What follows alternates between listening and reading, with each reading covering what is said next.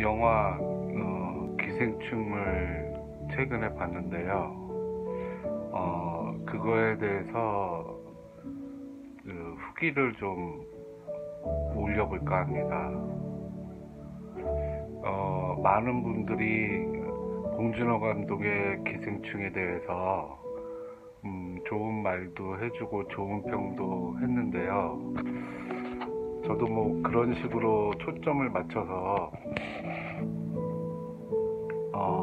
이야기를 해보기보다는 다른 관점으로 말씀을 드려볼게요. 아마 뭐 저를 뭐라고 하시는 분들도 많이 있을 거예요. 하지만 제가 느꼈던 생각과 그 감정들을 좀 솔직하게 이야기를 해볼 필요가 있어서 꺼내보겠습니다. 한마디로 보고 나의 느낌은 찜찜함과 불쾌함을 느꼈습니다. 그 전에 스포일러가 상당히 포함되어 있으니까요. 꼭 영화를 보고 난 후에 제 존평을 감상해 주세요.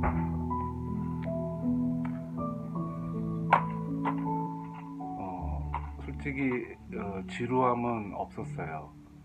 초기에 코믹하면서도 디테일한 시민의 살아가는 모습이 몰입감과 호기심 그리고 재미도 선사를 했어요. 기생충이라는 제목처럼 숙주가 있어야만 하는 삶을 묘사하면서 일부 부자들이나 엘리트 집단 금수저에 대한 공격이 아니라 제가 느꼈던 바로는 서민층 그리고 어떻게 말하면 하층민에 대한 그런 비하로까지 느껴졌어요. 저소득층, 저층민, 속된 말로 못 사는 집안의 가족사들을 말도 안 되게 그리고 있다고 보고 있습니다. 솔직히 몇 프로도 안 되는 경우를 두고 일반화처럼 끌고 가는 이야기가 억지스러웠습니다. 보통은 어렵게 살아가면서 물질적인 충족보다는 정신적인 충족을 느끼면서 작은 것에도 감사하면서 사는 사람들이 많습니다. 이런 마음으로 사는 분들은 돈을 더 많이 버는 것을 추구하지를 않기 때문에 남들이 볼 때는 없어 보일지라도 그들에게는 함께 서로 도우면서 사는 경우가 더 많습니다. 그러나 봉준호 감독의 기생충이라는 주제를 이끌어가기 위해서 서민 중에서도 일반 서민도 아닌 일부러 하층민 중에서 가장 못 사는 집안을 끌어들여서 그 집안은 인터넷도 신청할 돈도 없어서 설정을 끌어들여서 일부러 일반 시민조차도 동질감을 못 느끼게 해서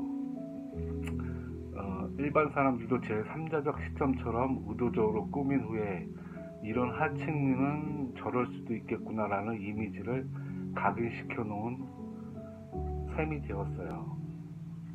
그래야 일반 시민들이 납득을 하게 만들 수 있으므로 규모의 대다수 시민들이 경험하지 못하는 아주 극명한 부잣집과 지독한 가난한 집 설정을 일부러 만들어서 공감대를 형성하려는 수법으로 보여졌습니다.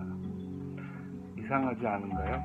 영화를 보는 동안 몰입을 하는 관객은 부자 중에서도 아주 잘 사는 부유층 집안도 아니고 그렇다고 인터넷도 없는 집도 아니고 여름에 장마가 오면 물에 잠기는 지독한 가난한 집안도 아니기 때문에 두 경우를 우리는 대개 경험해보지 않은 상태에서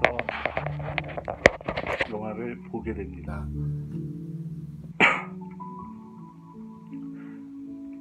난 이 영화 기생충을 한마디로 그냥 내기 영화로 보고 그 이상은 생각하지 않기로 했습니다. 영화는 줄곧 잘 사는 사람과 못 사는 사람 사이의 장면들을 각각 대조적으로 보여주곤 합니다.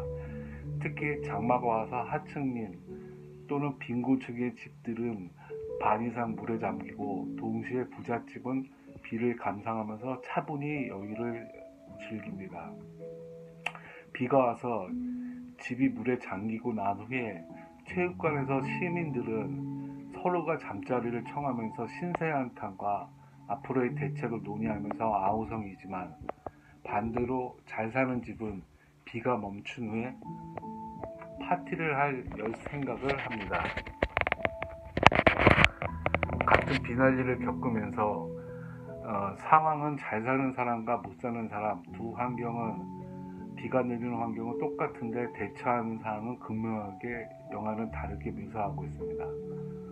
부를 가진 자, 즉 잘 사는 사람 또는 물질적인 풍요가 충족된 자는 행복한 상황이 된다는 이 설정이 한마디로 저는 불쾌했습니다. 불을 가리자는 영화 기생충에서 순수하다 못해 순진함까지 겸비했으며, 그런 순수한 부자를 속이는 자들은 서민, 즉 못 사는 부류의 사람들에 보여지게 했으며, 영악하게 계획까지 세워서 그 부자들의 가족을 전부 속이면서 전혀 죄책감도 없는 부류의 사람들로 만들어 버렸습니다. 송강호 가족은 전부 이에 대해서 죄책감을 느끼거나 이런 짓을 하는 것에 대해서 어느 누구도 의문을 제기하지 않은 상황으로 설정한 감독이 저는 참으로 놀랍습니다.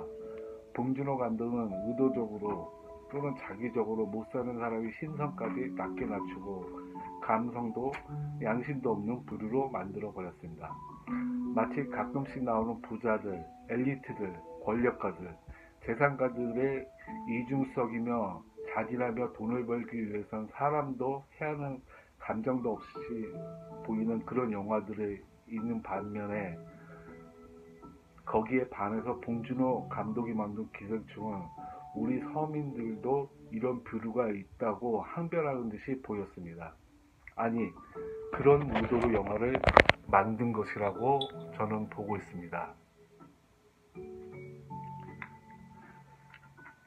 체육관에서 특히 잠을 잘 때 송강호는 무계획이 계획이다 아들에게 말해주는 장면이 나오는데요.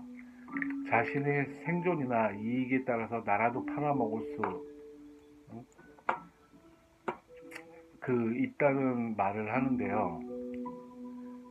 지금 일본 제품 불매운동이 한창인데, 자신의 이익과 생존을 위해서 나라를 팔아먹어도 살기 위해서 정당하다고 합리시키는 장면은 어쩌면 메이국케이 친일파들이 주장하는 그 말과라고 상당히 비슷합니다.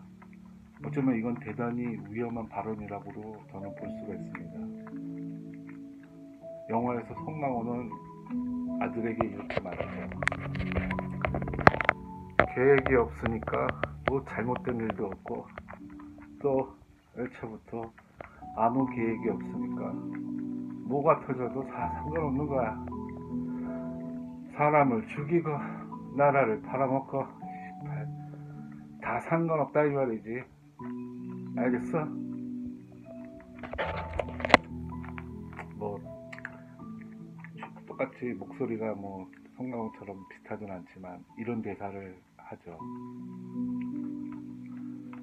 어느 누가 무계획적으로 살겠습니까?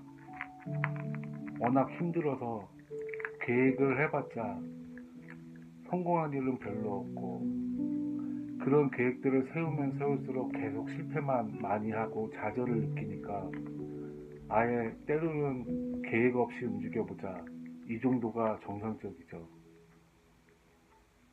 어쩌면 무계획이라는 거는